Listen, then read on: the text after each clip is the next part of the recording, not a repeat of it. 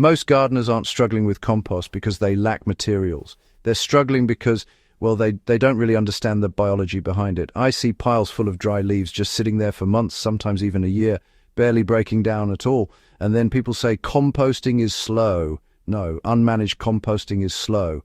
And, the real consequence is this. You end up planting into half-finished organic matter that actually steals nitrogen from your soil, weakens your seedlings, and stalls growth in raised beds and even hydroponic transitions. The so-called secret liquid that melts leaves into compost in just days isn't magic. It's all about nitrogen-rich microbial activation. And if you understand how to apply it correctly, you can turn a cold pile of dry leaves into an actively heating compost system within, say, 48 to 72 hours. That's not just theory. I've done it time and again in backyard bins, open windrows, and even when building compost for hydroponic nutrient teas. So, if you're serious about growing food and you want faster cycling of organic matter, go ahead and subscribe to the channel now, because this is the kind of practical compost biology most people just skip. Let's start with what's really happening inside a pile of leaves.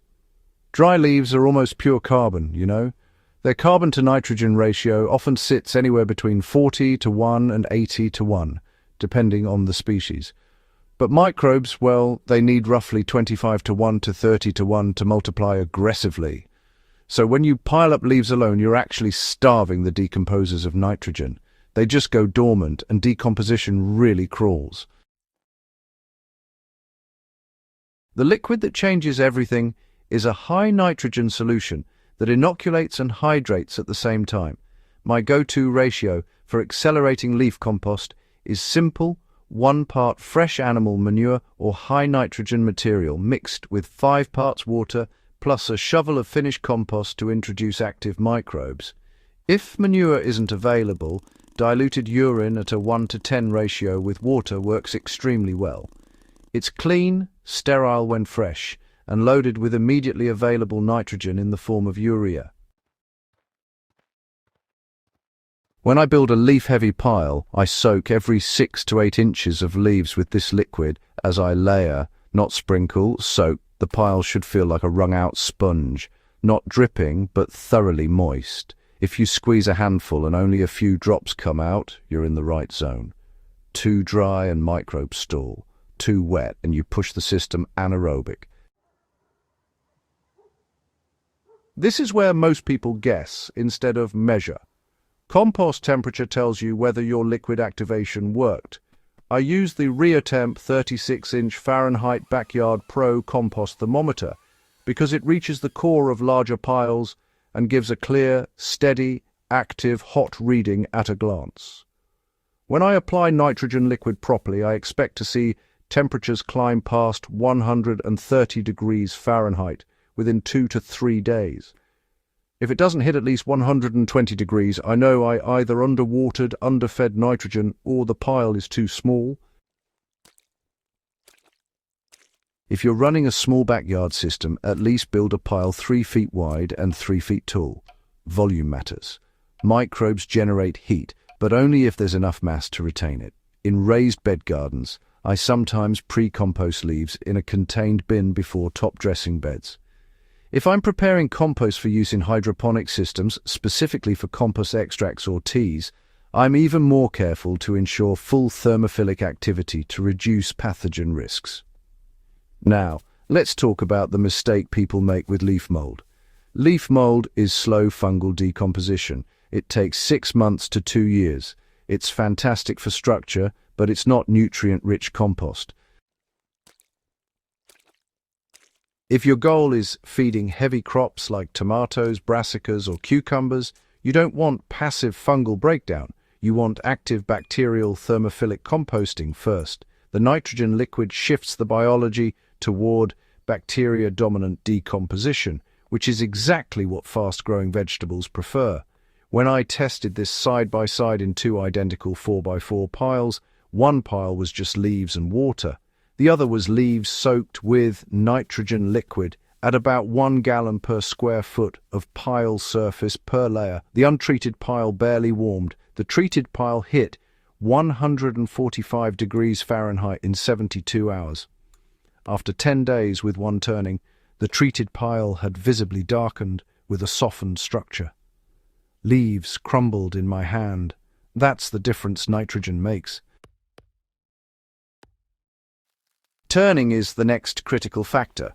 Once the pile peaks around 140 to 150 degrees Fahrenheit and begins to drop below 120 degrees, I turn it completely. Outside goes inside, inside goes outside. During turning, I'll often add another diluted nitrogen drench if the material still looks intact and fibrous. But I don't overdo it. Too much nitrogen can cause an ammonia smell, which means nitrogen is volatilizing and being lost. If you smell strong ammonia, you've added too much. Add dry carbon to balance. In small urban backyards, I've accelerated autumn leaf piles to usable compost in about 14 to 18 days using this method. That's with 2 turnings and consistent moisture management. In contrast, untreated leaves were still recognizable 2 months later. Now let's connect this to raised beds and, well, real crop results.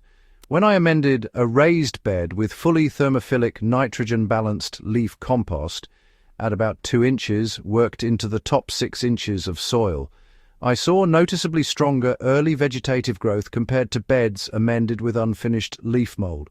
The unfinished material tied up nitrogen temporarily, and seedlings showed pale leaves for the first 3 weeks. That's textbook nitrogen immobilization, honestly. It's preventable if you compost correctly up front.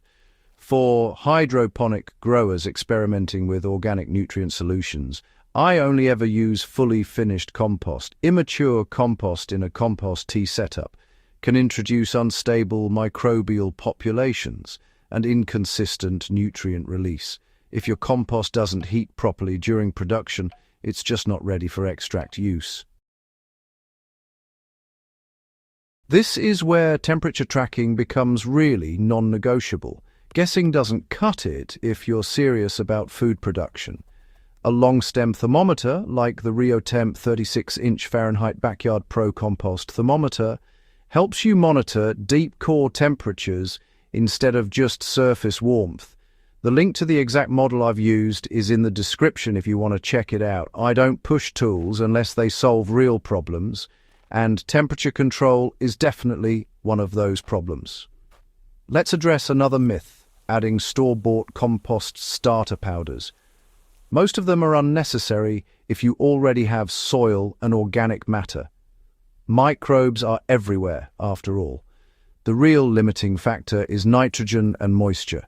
I've tested commercial starters side by side with a simple manure water slurry. No meaningful difference when nitrogen and moisture were optimized.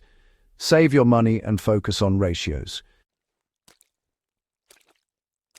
If manure isn't accessible and you don't want to use urine, high nitrogen plant sources like fresh grass clippings blended with water also work.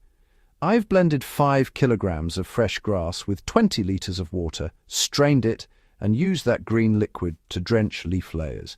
It works well, but decomposes quickly, so apply immediately. Climate matters too, of course. In cooler highland regions, you may need to insulate your pile or build slightly larger. In warmer climates, you'll see faster initial heat but may also lose moisture faster. Check moisture every 3 to 4 days. Compost microbes are aerobic. If the pile dries out mid-cycle, activity collapses. And finally, understand the trade-off. Fast composting sacrifices some fungal diversity in the early stage because thermophilic bacteria dominate, but that's fine. Once the pile cools and cures for 2 to 4 weeks after active heating, fungi recolonize naturally. The end product is stable, nutrient-balanced compost ready for beds. The secret liquid isn't secret because it's rare. It's secret because most gardeners skip the science. Nitrogen, moisture, oxygen, volume, temperature monitoring. That's it. When you control those 5 variables, leaves don't sit for months. They melt. If this kind of grounded, experience-tested, growing knowledge is what you're after, subscribe to the channel and share this video with another grower who's tired of slow compost. Better compost means stronger plants, and stronger plants mean better food on your table. That's what we're here to build season after season.